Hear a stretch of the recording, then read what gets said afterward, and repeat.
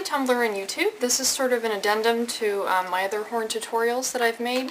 If this is your first time ever seeing my horns or whatever and you're curious about them, please check the video description for more information. Oh, my cat's playing with a toy.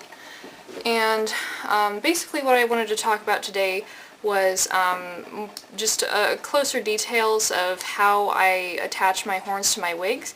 I like to use snaps and other devices that basically make it so I don't have a headband on the outside of my wig.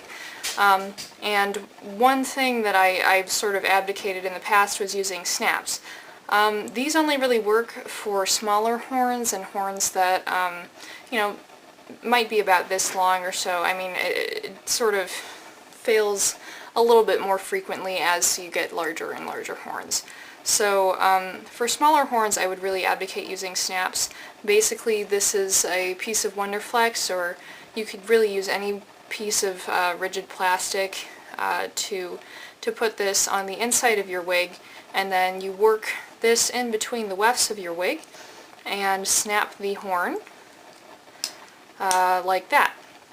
So the horn is attached to your wig and you don't have to really worry about it, and I actually store my wigs this way. So just to give you an example of how I go about attaching my horns to my wig,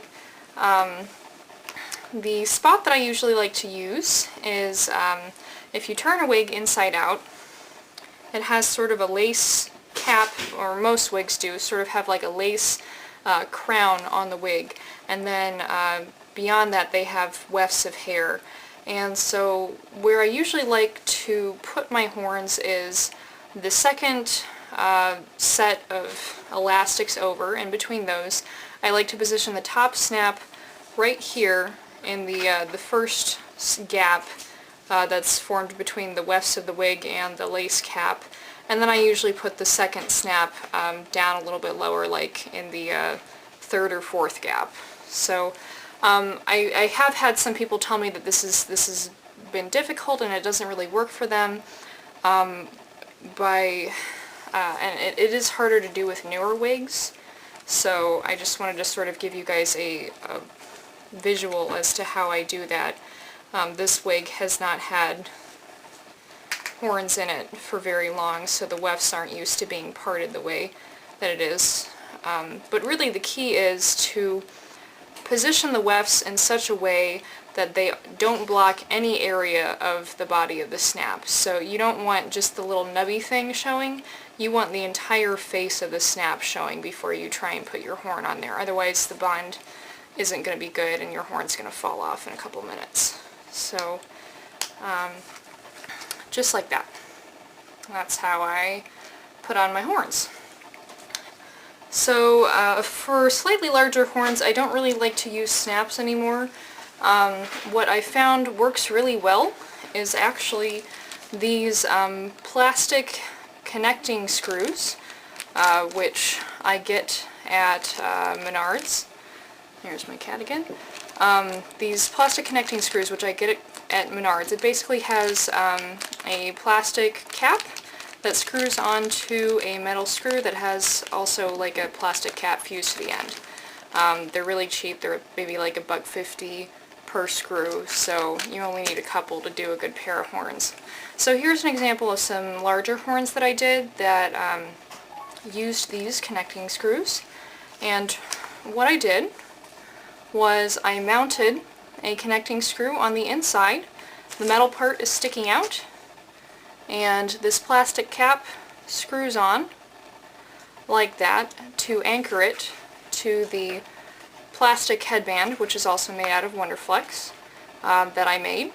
Wonderflex is a really great material if you haven't heard of it. It's basically a thermoplastic, so you can heat it up with a blow dryer and form it into whatever shape that you want it to be.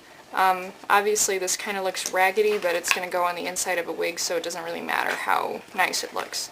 And so the attachment apparatus that I have for this is basically the connecting screw plus a piece of copper wire that I've mounted between two pieces of Wonderflex.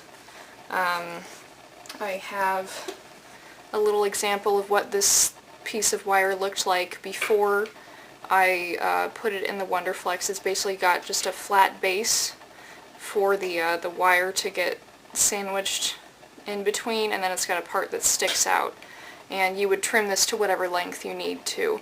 And generally I would recommend trying to keep it fairly straight, although with these I was able to get a little bit of a curve, but just because you're going to be repeatedly jamming it into the inside of your horn, you don't want it to be like all crooked and, you know, try to replicate that path every time. It's just a lot easier if you try and make it as straight as possible. So for these particular horns, I've got sort of a channel that the wire goes into, and I've got the connecting screw. So basically how these horns attach is I jam, you know, ideally I would have a wig on in between here, and I jam the wire in between, and then I take that cap to lock it in place. And it does take a little bit of finesse. The plastic isn't totally accurate, so you have to be gentle with it and don't try and force it if it doesn't feel like the threads are engaging the way that they should. And I just have a flathead screwdriver to help me get the rest of the stuff on there. But yeah, that's basically how I attach my larger horns and horns that I definitely don't want to have move around. And you know, these are really great because it's really not going anywhere. You know, I can run into things with my horns and they'll just sort of wiggle and return to their normal state. So that's my little talk on how I attach horns. Thanks for watching.